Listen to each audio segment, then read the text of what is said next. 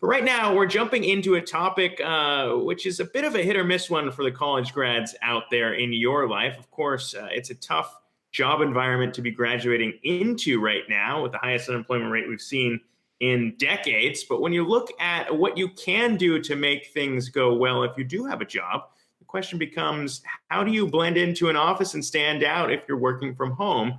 For more on that, we're joined by Wall Street Journal wealth reporter and Wall Street Journal's Secrets of Wealthy Women podcast host, Veronica Dagher, joins us now. Veronica, thanks again for joining us. It's no easy task here, I don't think, to stand out if you can't actually physically meet your coworkers, your boss. So what advice are you giving new college grads? So to fit into this virtual workforce, it's a little tricky, as you said, but there are a few things you can do to fit in. For example, some of the basic things like set up a place that is comfortable for you to work, that is nice and quiet, that is well lit, that you can have virtual meetings and not be embarrassed about what's in the background of your screen, for example. That's one way to strike a professional tone at this new job. Yeah, I guess the other thing too is you mentioned fitting in. Culture is obviously tough to get a sense of when you're starting in a place if you're not actually in an office. So how do you recommend maybe intermingling with coworkers and how you actually make that work if you're starting out on day one? Yeah, so that's also tricky because there's no water cooler to meet your coworkers at. So you could get to know them in informal ways. For example, you could set up virtual coffees, get on someone's calendar for 15 minutes here and there to connect with them that way.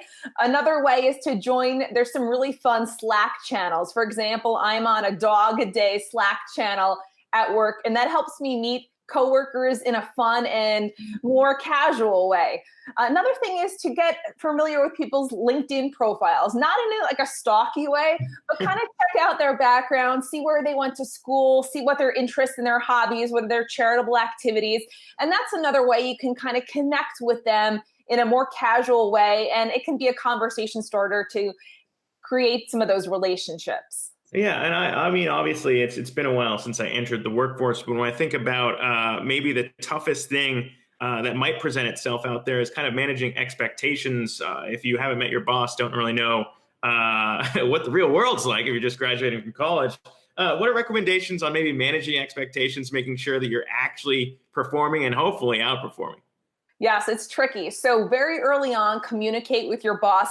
Have those conversations about what they expect from you. For example, how often do they want to hear from you? How do they want to hear from you? Do they want you to G-chat them every morning, for example? Do they want a video call with you every day, once a week?